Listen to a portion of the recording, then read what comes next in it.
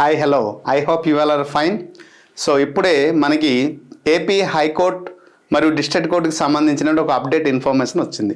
ఏంటి sir information అంటే, district కోర్టుకి సంబంధించినటువంటి రిజల్ట్ అయితే రానే వచ్చింది. చాలా రోజుల నుంచి రిజల్ట్ ఎప్పుడు అని చూస్తున్నారు. ఎగ్జామినర్, ప్రాసెస్ సర్వర్, అలాగే ఫీల్డర్, వీటికి సంబంధించినటువంటి రిజల్ట్ అయితే రావడం జరిగింది.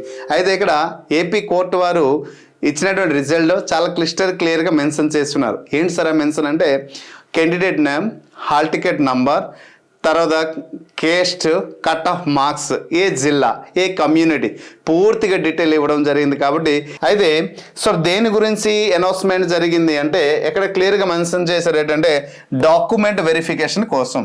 సో ఎవరికి ఇది? ఎగ్జామినర్కి సంబంధించినటువంటి డాక్యుమెంట్ వెరిఫికేషన్కి.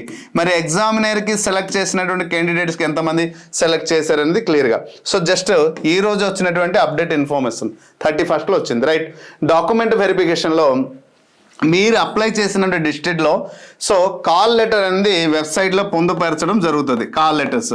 సో కాల్ లెటర్స్ ఎప్పుడైతే వెబ్సైట్లో పొందుపరుస్తారో అక్కడ డేట్ ఏ రోజున ఉంటుంది, అలాగే టైము, సో ఎన్ని గంటలకి వెళ్ళాలి, ప్లేస్ ఎక్కడికి వెళ్ళాలి, డిస్ట్రిక్ట్ కోర్టులో డిస్ట్రిక్ట్ కోర్టే కానీ ఏ ప్లేస్కి ఏ లొకేషన్కి వెళ్ళాలి డీటెయిల్ ఆ కాల్ లెటర్లో ఉంటుంది.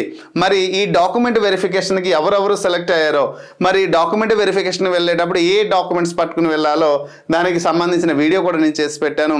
ప్రతి ఒక్కరు చూసి ఉంటారు. ఒకవేళ చూడకపోతే ఒక్కసారి మన ఈ రోజే మార్నింగ్ అప్డేట్ అయింది, అప్లోడ్ చేశాను, ఒక్కసారి చూడండి. నిన్నగల్లో చేశాను. So right. సో చూడండి, ఇది అనంతపురం డిస్ట్రిక్ట్కి సంబంధించినటువంటి డిస్ట్రిక్ట్ కోడ్. అంటే ఇక్కడ ఎంత క్లియర్గా మెన్షన్ చేశారంటే ఎగ్జామినర్కి చూడండి, ఓసీలో ఒక పోస్ట్ ఉంది. ఆ ఓసీలో ఆ ఒక పోస్ట్కి ఎవరికి సెలెక్ట్ అయ్యారంటే ఓపెన్ కేటగిరీలో సో అనంతపురం జిల్లాకి చెందినటువంటి లోకల్ క్యాండిడేట్కి ఇవ్వడం జరిగింది. సో వారి యొక్క డేట్ ఆఫ్ బర్త్, మార్క్స్ ఎంత అంటే 61 కట్ ఆఫ్ రావడం జరిగింది. So this is the hall ticket number, application number. So this is the candidate of name. అలాగే బీసీఏలో 62కి కట్ ఆఫ్ వచ్చింది ఎగ్జామినర్కి సంబంధించింది. చూడండి, బీసీఏకి అలాగే బీసీబీకి 58లో కట్ ఆఫ్ వచ్చింది. ఓకేనండి, బీసీబీకి. అలాగే ఎస్సీ గ్రూప్ 2 అనంతపురం జిల్లాకి సంబంధించినది. తర్వాత ఈస్ట్ గోదావరిలో ఓసీలో 2 పోస్టులు ఉంటే 64-59. Okay, male female. అలాగే లోకోమోటర్ డీజిల్ పిహెచ్కి సంబంధించి అయితే 56 మార్క్ వచ్చింది. గుంటూరుకి అయితే 64 కట్ ఆఫ్ మార్క్ వచ్చింది. అలాగే ఇక్కడ ఈడబ్ల్యూస్కి అయితే 62. ఓకేనా, out of 80 మార్క్స్లో.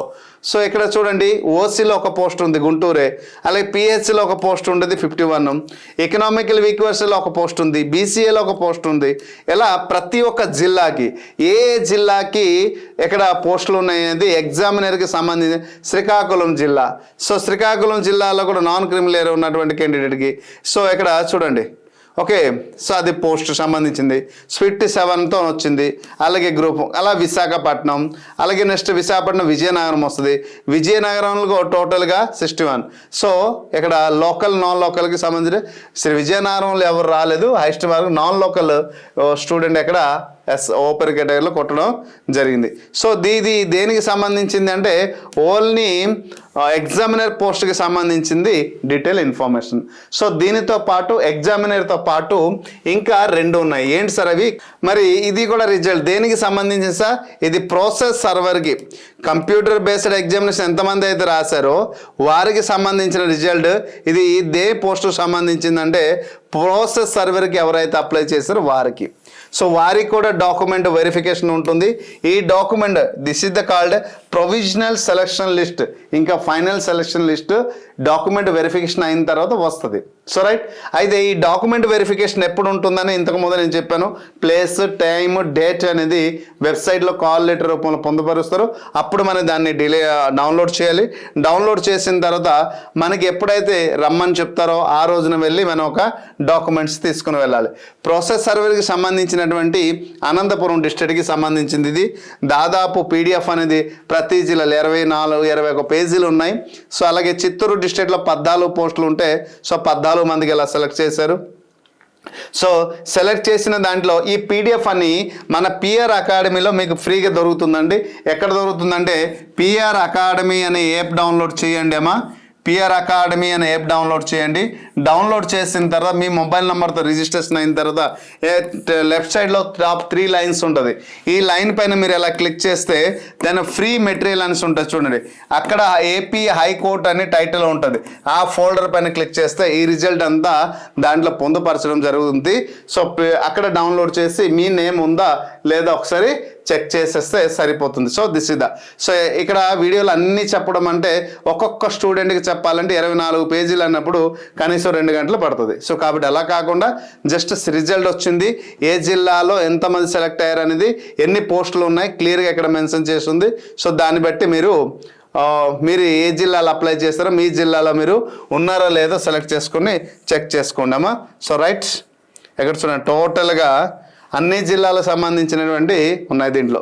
Okay so right 21 pages ఉన్నాయి. ఏ జిల్లాలో అయితే వేకెన్సీ ఉన్నాయో ఆ జిల్లాలో ఉన్నటువంటి పోస్టులు. సో ఇక్కడ 65, 69, 70 ఇలా మార్కులు అయితే వచ్చాయి.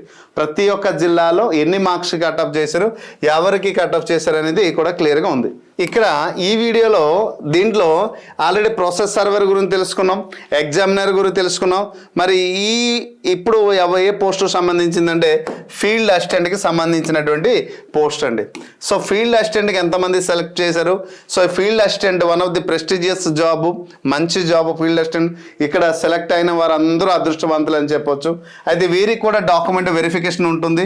మరి ఏ డేట్లో ఉంటుంది, ఎప్పుడు ఉంటుందని ఫర్దర్ వీడియోలో నేను ఎక్స్ప్లెయిన్ చేస్తాను. గవర్నమెంట్ మరి ఈ పీడిఎఫ్ మీకు దొరకాలి అంటే మీరు ఒక పని చేయండి, చెప్పాను కదా పిఆర్ అకాడమీ అనేది యాప్ డౌన్లోడ్ చేసుకుంటే దాంట్లో ఉంటుంది. సో చూడండి ఫీల్డ్ అసిస్టెంట్. అయితే ఫీల్డ్ అసిస్టెంట్లో ప్రతి జిల్లాలో తక్కువ పోస్టులు ఉన్నాయి. చూడండి అనంతపురంలో అనంతపురం జిల్లాలో వైఎస్ఆర్ కడప జిల్లా ఒక స్టూడెంట్ సెలెక్ట్ అంటే ఓపెన్ కేటగిరీలో అక్కడ చూడండి ఓపెన్ కేటగిరీలో హైయెస్ట్ మార్క్ ఎవరికైతే వచ్చిందో వాళ్ళకి ఇచ్చారు. వైఎస్ఆర్ కడప జిల్లా అప్లై చేశారు, అనంతపురం జిల్లాలో పొందడం జరిగింది.